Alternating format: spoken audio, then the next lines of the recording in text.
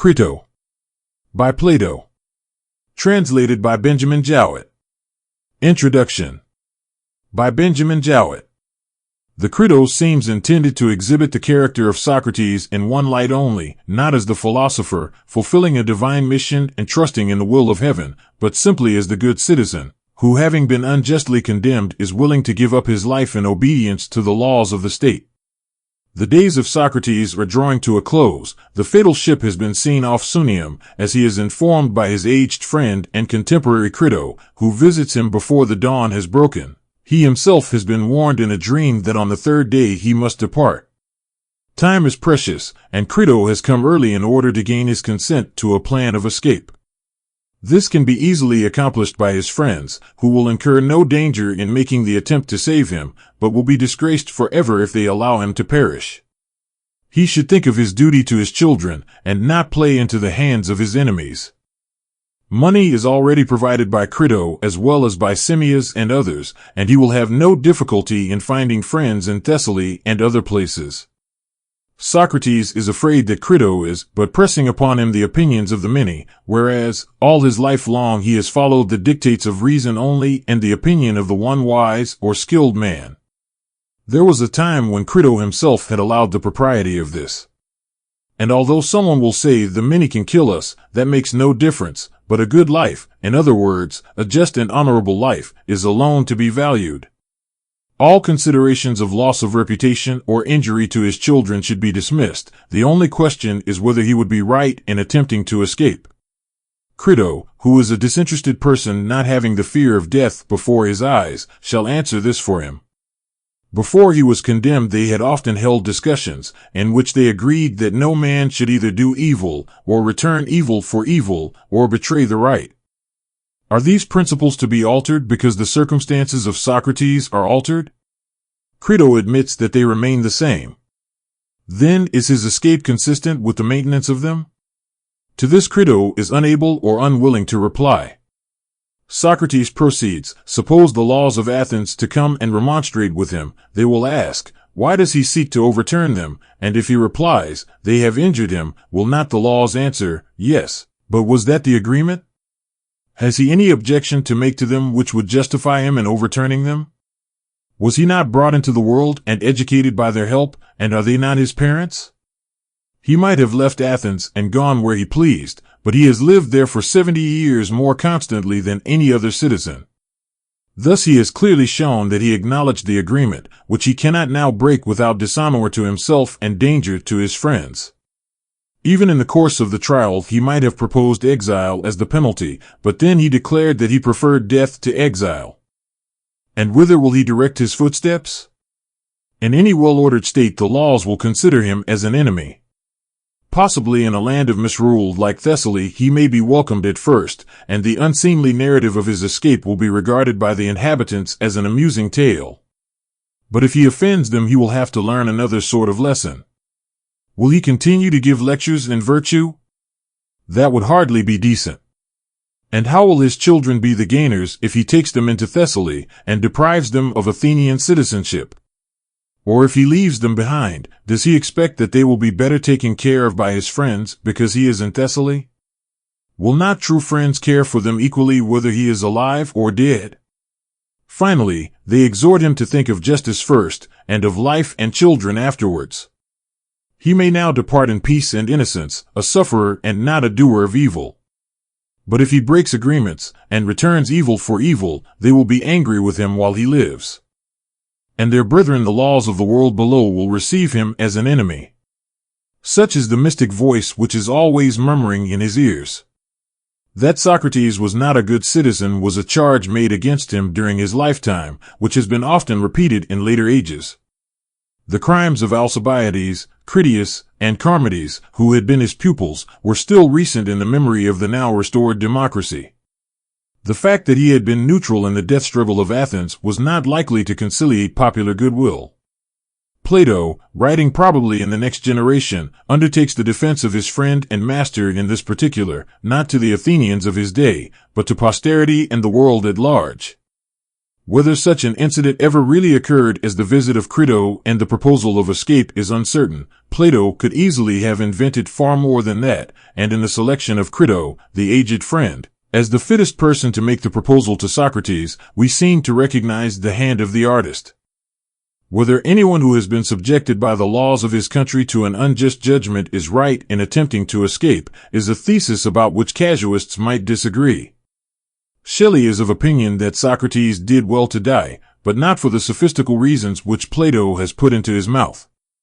And there would be no difficulty in arguing that Socrates should have lived and preferred to a glorious death the good which he might still be able to perform. A rhetorician would have had much to say upon that point. It may be observed, however, that Plato never intended to answer the question of casuistry, but only to exhibit the ideal of patient virtue which refuses to do the least evil in order to avoid the greatest, and to show his master maintaining in death the opinions which he had professed in his life. Not the world, but the one wise man, is still the paradox of Socrates in his last hours.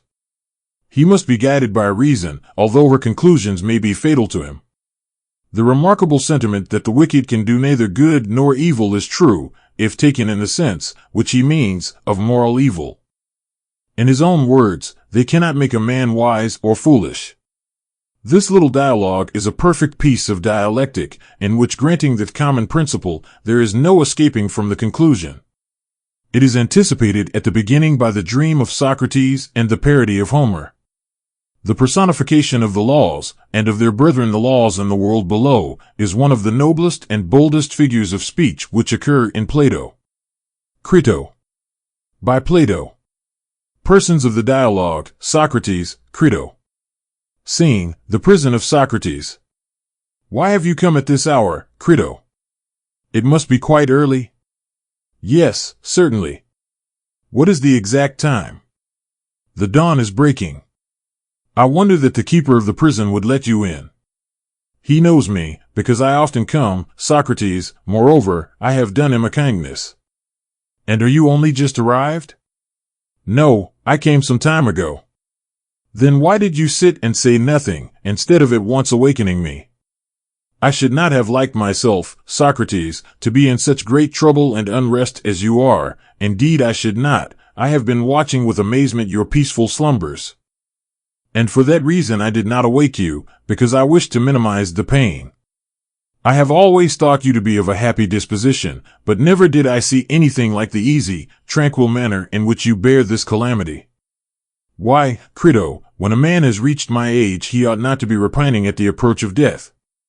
And yet other old men find themselves in similar misfortunes, and age does not prevent them from repining. That is true. But you have not told me why you come at this early hour. I come to bring you a message which is sad and painful, not, as I believe, to yourself, but to all of us who are your friends, and saddest of all to me. What? Has the ship come from Delos, on the arrival of which I am to die? No, the ship has not actually arrived, but she will probably be here today, as persons who have come from Sunium tell me that they have left her there, and therefore tomorrow, Socrates, will be the last day of your life. Very well, Crito, if such is the will of God, I am willing. But my belief is that there will be a delay of a day. Why do you think so? I will tell you. I am to die on the day after the arrival of the ship? Yes, that is what the authorities say. But I do not think that the ship will be here until tomorrow. This I infer from a vision which I had last night, or rather only just now, when you fortunately allowed me to sleep. And what was the nature of the vision? There appeared to me the likeness of a woman, fair and comely, clothed in bright raiment, who called to me and said, O Socrates, the third day hence to fertile Thais shalt thou go. What a singular dream, Socrates! There can be no doubt about the meaning, Crito, I think. Yes, the meaning is only too clear. But, oh, my beloved Socrates, let me entreat you once more to take my advice and escape. For if you die I shall not only lose a friend who can never be replaced, but there is another evil. People who do not know you and me will believe that I might have saved you if I had been willing to give money, but that I did not care. Now, can there be a worse disgrace than this, that I should be thought to value money more than the life of a friend? For the many will not be persuaded that I wanted you to escape, and that you refused. But why, my dear Crito, should we care about the opinion of the many? Good men, and they are the only persons who are worth considering, will think of these things truly as they occurred. But you see, Socrates, that the opinion of the many must be regarded, for what is now happening shows that they can do the greatest evil to anyone who has lost their good opinion. I only wish it were so, Crito, and that the many could do the greatest evil, for then they would also be able to do the greatest good, and what a fine thing this would be. But in reality they can do neither, for they cannot make a man either wise or foolish, and whatever they do is the result of chance. Well, I will not dispute with you. But please to tell me, Socrates, whether you are not acting out of regard to me and your other friends. Are you not afraid that if you escape from prison we may get into trouble with the informers for having stolen you away, and lose either the whole or a great part of our property, or that even a worse evil may happen to us? Now, if you fear on our account, be at ease, for in order to save you, we ought surely to run this, or even a greater risk. Be persuaded, then, and do as I say. Yes, Crito, that is one fear which you mention, but by no means the only one. Fear not, there are persons who are willing to get you out of prison at no great cost, and as for the informers, they are far from being exorbitant in their demands. A little money will satisfy them. My means, which are certainly ample, are at your service, and if you have a scruple about spending all mine, here are strangers who will give you the use of theirs, and one of them, Simmias the Theban, has brought a large sum of money for this very purpose. And Cebes and many others are prepared to spend their money in helping you to escape. I say, therefore, do not hesitate on our account, and do not say, as you did in the court, that you will have a difficulty in knowing what to do with yourself anywhere else. For men will love you in other places to which you may go, and not in Athens only. There are friends of mine in Thessaly, if you like to go to them, who will value and protect you, and no Thessalian will give you any trouble. Nor can I think that you are at all justified, Socrates, in betraying your own life when you might be saved, and acting thus you are playing into the hands of your enemies, who are hurrying on your destruction. And further I should say that you are deserting your own children, for you might bring them up and educate them, instead of which you go away and leave them, and they will have to take their chance. And if they do not meet with the usual fate of orphans, there will be small thanks to you. No man should bring children into the world who is unwilling to persevere to the end in their nurture and education. But you appear to be choosing the easier part, not the better and manlier, which would have been more becoming in one who professes to care for virtue in all his actions, like yourself. And indeed, I am ashamed not only of you, but of us who are your friends, when I reflect that the whole business will be attributed entirely to our want of courage. The trial need never have come on, or might have been managed differently, and this last act, or crowning folly, will seem to have occurred through our negligence and cowardice, who might have saved you, if we had been good for anything, and you might have saved yourself, for there was no difficulty at all. See now, Socrates, how sad and discreditable are the consequences, both to us and you.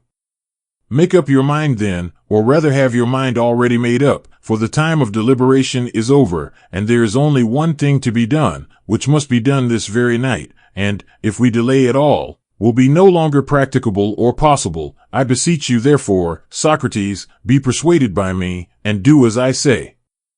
Dear Crito, your zeal is invaluable, if a right one, but if wrong, the greater the zeal the greater the danger, and therefore we ought to consider whether I shall or shall not do as you say. For I am and always have been one of those natures who must be guided by reason, whatever the reason may be which upon reflection appears to me to be the best, and now that this chance has befallen me, I cannot repudiate my own words. The principles which I have hitherto honored and revered I still honor, and unless we can at once find other and better principles, I am certain not to agree with you, no, not even if the power of the multitude could inflict many more imprisonments, confiscations, deaths, frightening us like children with hobgoblin terrors. What will be the fairest way of considering the question? Shall I return to your old argument about the opinions of men? We were saying that some of them are to be regarded, and others not. Now were we right in maintaining this before I was condemned? And has the argument which was once good now proved to be talk for the sake of talking, mere childish nonsense?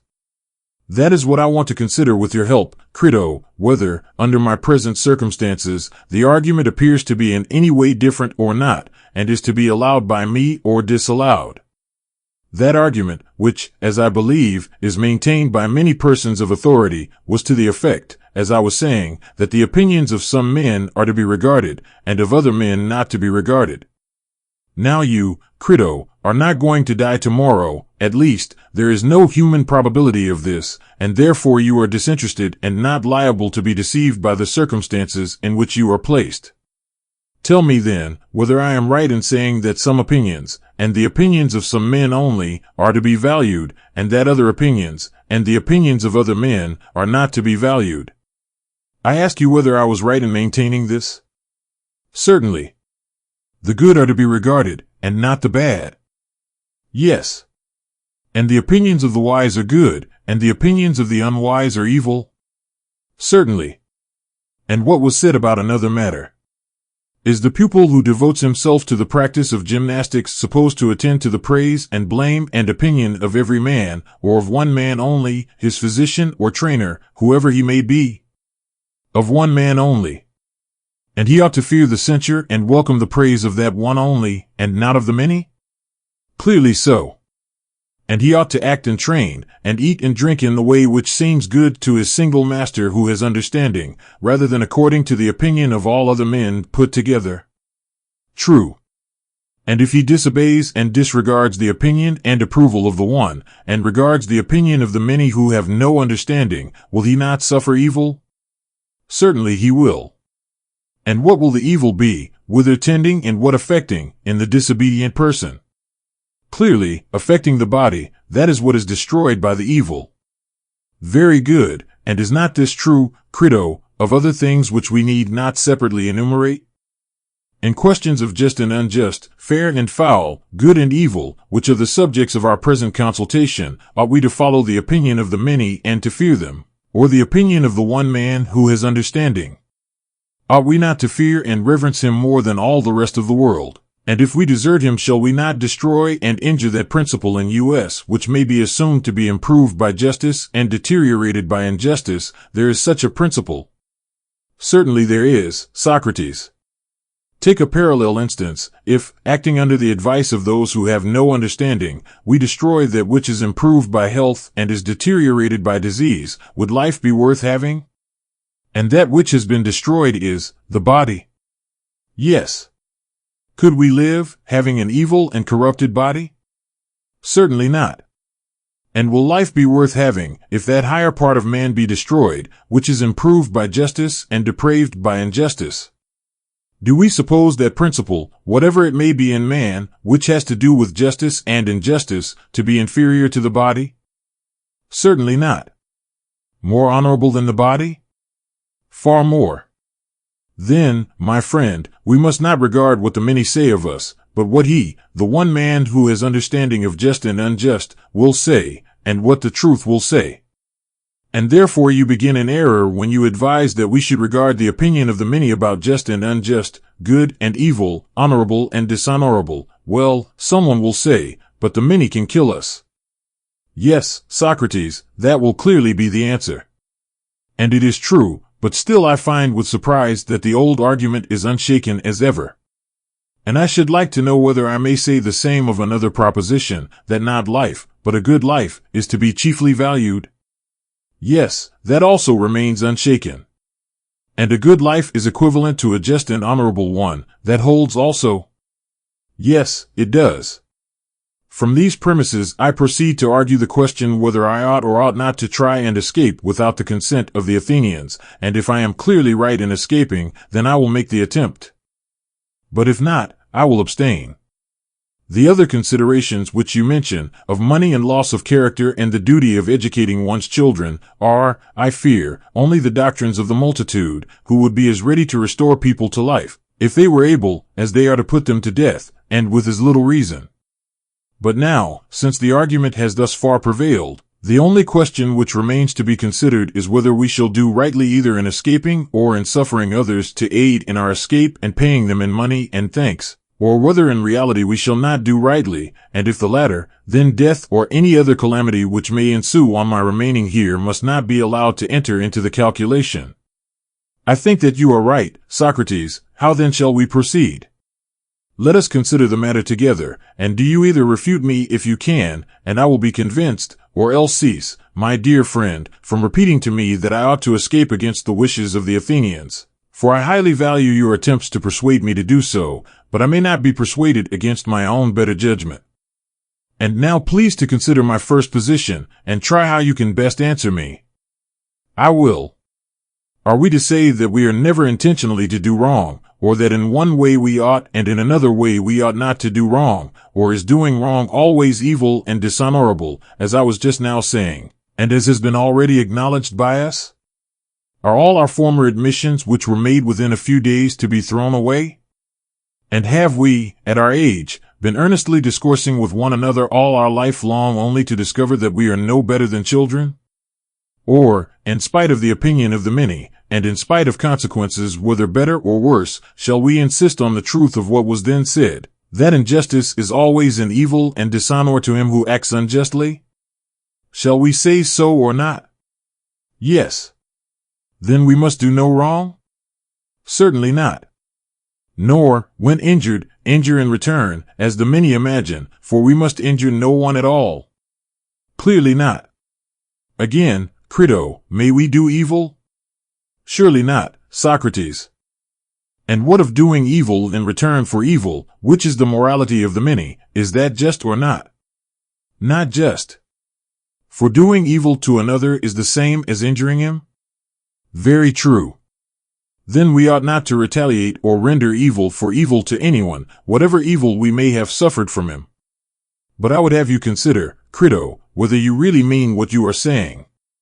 For this opinion has never been held, and never will be held, by any considerable number of persons, and those who are agreed and those who are not agreed upon this point have no common ground, and can only despise one another when they see how widely they differ.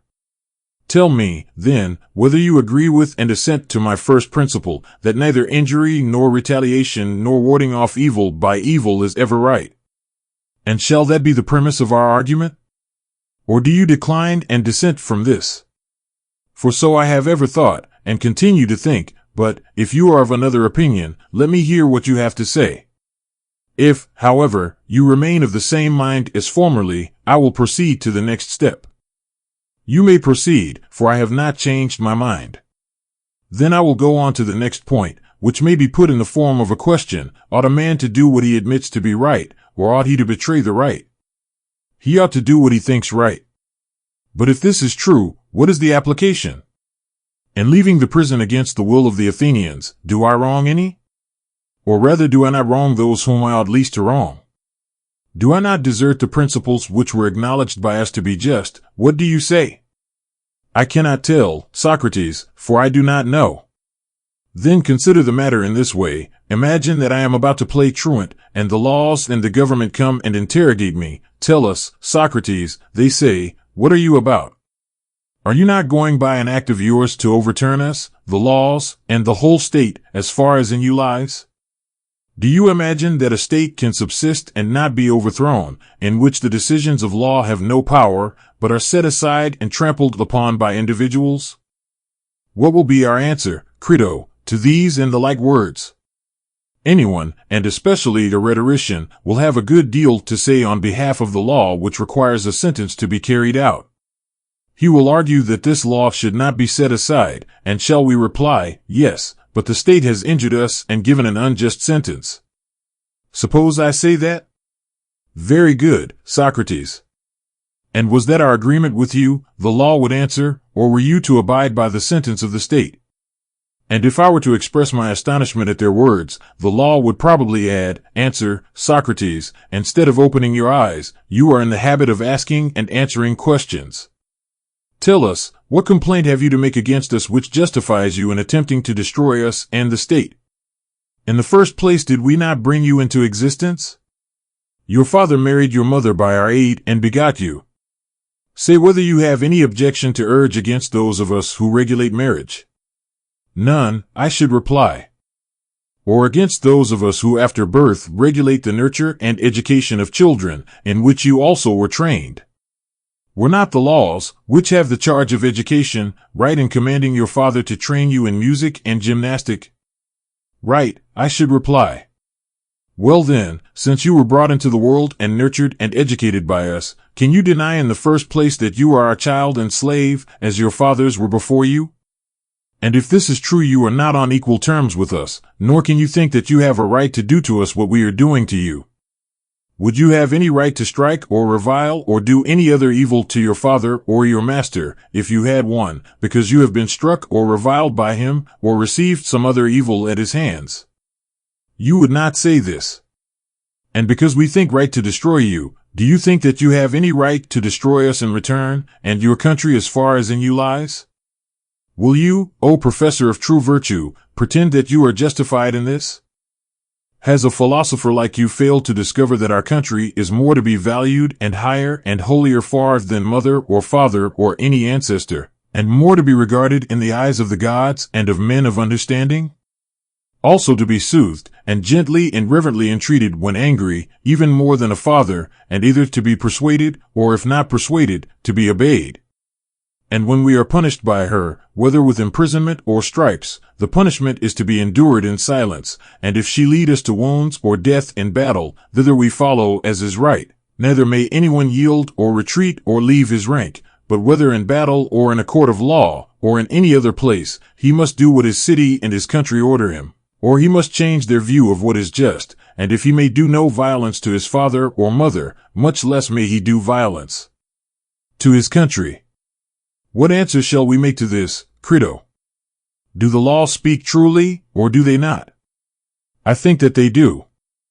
Then the laws will say, consider, Socrates, if we are speaking truly that in your present attempt you are going to do us an injury.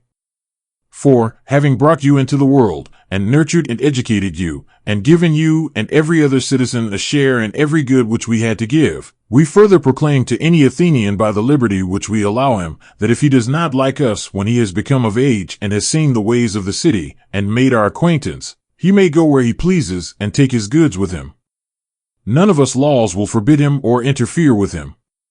Anyone who does not like us and the city, and who wants to emigrate to a colony or to any other city, may go where he likes, retaining his property. But he who has experience of the manner in which we order justice and administer the state, and still remains, has entered into an implied contract that he will do as we command him. And he who disobeys us is, as we maintain, thrice wrong, first, because in disobeying us he is disobeying his parents. Secondly, because we are the authors of his education. Thirdly, because he has made an agreement with us that he will duly obey our commands, and he neither obeys them nor convinces us that our commands are unjust. And we do not rudely impose them, but give him the alternative of obeying or convincing us. That is what we offer, and he does neither. These are the sort of accusations to which, as we were saying, you, Socrates, will be exposed if you accomplish your intentions, you, above all other Athenians.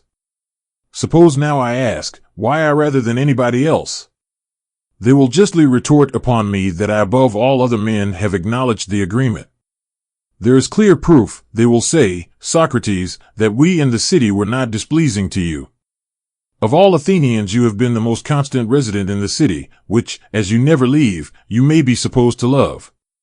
For you never went out of the city either to see the games, except once when you went to the Isthmus, or to any other place unless when you were on military service. Nor did you travel as other men do. Nor had you any curiosity to know other states or their laws. Your affections did not go beyond us and our state. We were your especial favorites, and you acquiesced in our government of you. And here in this city you begot your children, which is a proof of your satisfaction. Moreover, you might in the course of the trial, if you had liked, have fixed the penalty at banishment. The state which refuses to let you go now would have let you go then. But you pretended that you preferred death to exile, and that you were not unwilling to die. And now you have forgotten these fine sentiments, and pay no respect to us the laws, of whom you are the destroyer, and are doing what only a miserable slave would do, running away and turning your back upon the compacts and agreements which you made as a citizen. And first of all answer this very question, are we right in saying that you agree to be governed according to us in deed, and not in word only? Is that true or not? How shall we answer, Crito? Must we not assent? We cannot help it, Socrates. Then will they not say, you, Socrates, are breaking the covenants and agreements which you made with us at your leisure, not in any haste or under any compulsion or deception, but after you have had 70 years to think of them, during which time you were at liberty to leave the city, if we were not to your mind, or if our covenants appeared to you to be unfair. You had your choice, and might have gone either to Lacedaemon or Crete, both which states are often praised by you for their good government, or to some other Hellenic or foreign state. Whereas you, above all other Athenians, seem to be so fond of the state, or, in other words, of us, her laws, that you never stirred out of her. The halt, the blind, the maimed were not more stationary in her than you were. And now you run away and forsake your agreements. Not so, Socrates, if you will take our advice, do not make yourself ridiculous by escaping out of the city. For just consider, if you transgress and err in this sort of way, what good will you do either to yourself or to your friends? That your friends will be driven into exile and deprived of citizenship, or will lose their property, is tolerably certain, and you yourself, if you fly to one of the neighboring cities, as, for example, Thebes or Megara, both of which are well governed, will come to them as an enemy, Socrates, and their government will be against you, and all patriotic citizens will cast an evil eye upon you as a subverter of the laws, and you will confirm in the minds of the judges the justice of their own condemnation of you. For he who is a corrupter of the laws is more than likely to be a corrupter of the young and foolish portion of mankind. Will you then flee from well-ordered cities and virtuous men? And is existence worth having on these terms? Or will you go to them without shame and talk to them, Socrates? And what will you say to them? What you say here about virtue and justice and institutions and laws being the best things among men. Would that be decent of you? Surely not. But if you go away from well-governed states to Crito's friends in Thessaly, where there is great disorder and license, they will be charmed to hear the tale of your escape from prison, set off with ludicrous particulars of the manner in which you were wrapped in a goatskin or some other disguise, and metamorphosed as the manner is of runaways. But will there be no one to remind you that in your old age you were not ashamed to violate the most sacred laws from a miserable desire of a little more life? Perhaps not, if you keep them in a good temper, but if they are out of temper you will hear many degrading things. You will live, but how, as the flatterer of all men, and the servant of all men, and doing what? Eating and drinking in Thessaly, having gone abroad in order that you may get a dinner. And where will be your fine sentiments about justice and virtue? Say that you wish to live for the sake of your children, you want to bring them up and educate them. Will you take them into Thessaly and deprive them of Athenian citizenship? Is this the benefit which you will confer upon them?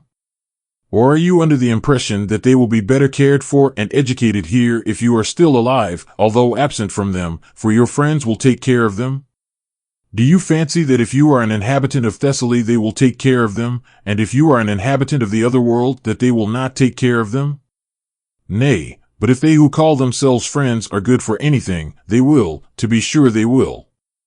Listen, then, Socrates, to us who have brought you up. Think not of life and children first, and of justice afterwards, but of justice first, that you may be justified before the princes of the world below.